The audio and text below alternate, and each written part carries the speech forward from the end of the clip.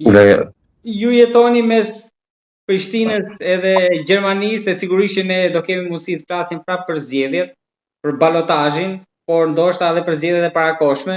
Kështu që më lejoni që të kaloj tek një tjetër çështje, duke qenë se përfitoj nga kjo bisedë për t'ju marrë një mendim edhe për sigurinë.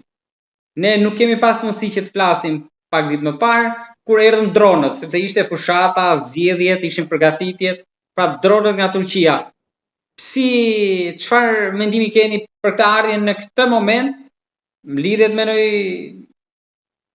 tentakul të mundshme, pra nga rrethanat apo ishte planifikuar?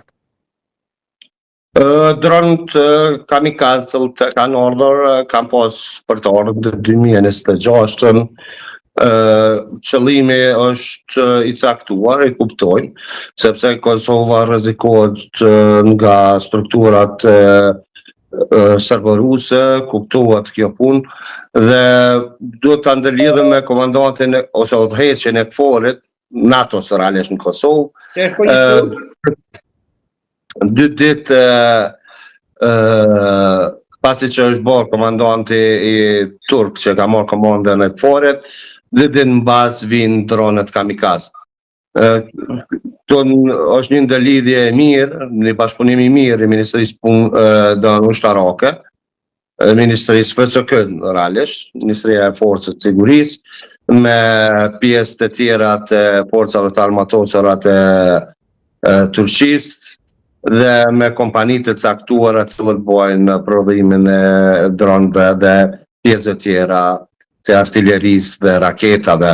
Kosova nuk posedon vetëm dronë kamikazë. Kosova posedon shumë më shumë se që ne qytetarët e Republikës së Kosovës shohim. Dhe ne si ekspert shohim. Janë disa gjëra të cilat janë konfidenciale dhe top sekrete, të cilat i din vetëm NATO dhe pjesa tjetër e Ministrisë Forcës Sigurisë, por i din edhe ata të cilat trajnohen me ato gjëra. Po me dronët i kemi për mbrojtje apo për sulm? Kush janë skenaret dhe kush është mundësia e tyre? Dronët realisht në rast që Kosova sulmohet, janë edhe për sulm. Se mos preventiv është edhe sulmi. Do të kuptohet kjo gjë sepse në rast që ti pret territorin ton, distanca që mund të shkojnë? Urdhëro? Distanca që mund të shkojnë nga Prishtina deri ku? Po, distanca është e komanduar nga komandat, të cilat ka distancë mjaftueshme që të goditen qendrat në rast ndonjë sulme pjesë e Serbisë, qendra kryesore, kemi për shembull në pjesë ushtarake në pjesën e kufirit të Republikës Kosovës, që janë në Serbisë, punktat ushtarake në njësi të ndryshme, dhe ato mund goditen shumë shpejt, shumë lehtë dhe me një dimenzion shumë të lartë të shkaktimit të rrezikut për forcat të cilat mund ta sulmojnë Republikën e Kosovës. Janë të dronë që kemi parë në mediat botërore që shkatrojnë tanke me një goditje apo nuk besoj se shkatrimin e kanë shumë në mos, por realisht ndodh, artilleria ndodh në pjesën të ndryshme, nuk është vetëm me tanko, po janë në pjesë tjera të cilat neve na interesojnë më shumë, sepse tanko është në një distancë jo shumë të gjatë, ndërsa raketat të cilat mund të hidhen nga Serbia në rast ndonjë sulmi, ato kanë dimensione tjera dhe dronët realisht përdoren kundër atyre raketave, sepse ta dronë mund t'i shkatrojnë pra raketat? Po këta dronë, momentin që raketa nuk fillon do të ngritet në ajër, ti është penalizohet apo shkatërrohet brenda pjesës statike ku është, ku qëndron. Në depo ose ku i kanë të në bazat e tyre. Në bazat e tyre. Dhe kjo është më rëndësi sepse po ndizën dhe pjesës tjetër është pjesa tjetër cila Kosova posedon ato raketat, kundër raketore, këto duhet ta dinë armiqtë tonë, por dhe miqtë tonë, sepse Kosova çdo ditë më shumë po forcohet pjesën e sigurisë, qofshin ato ushtarake, por edhe policore. Kemi edhe trajnime të ndryshme kohëve e fundit të cilët ka bërë Policia e Republikës Kosovës, që është pjesa më e respektuar nga qytetarët e Republikës Kosovës.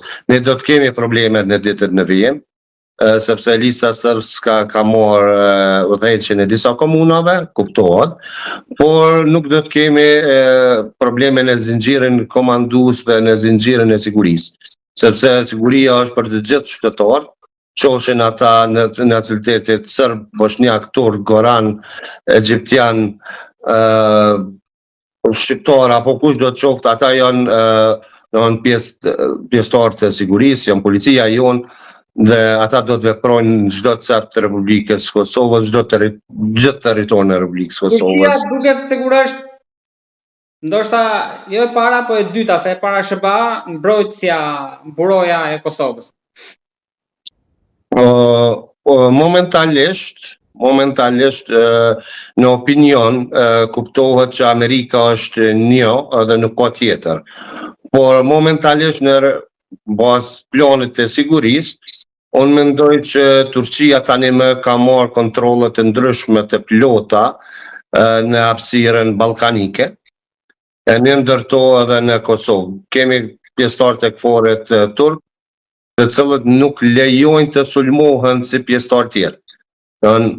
Thjesht në rast që ndonjë sulmi ndaj KFOR-it, realisht pjesëtarëve turq, atëherë do të kemi edhe pasoja nga ata të cilët sulmojnë. Ata do të sulmojnë, por nuk do të sulmojnë.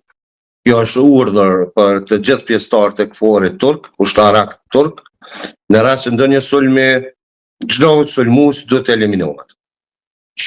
Çfarë do nacionaliteti?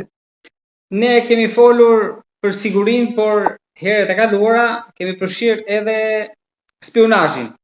Ndërkohë që ditët e fundit, pra javën e kaluar, para zgjedhjeve, ne kishim arrestimin e Fatmir Shahollit. Çfarë mendimi keni ju për këtë figurë?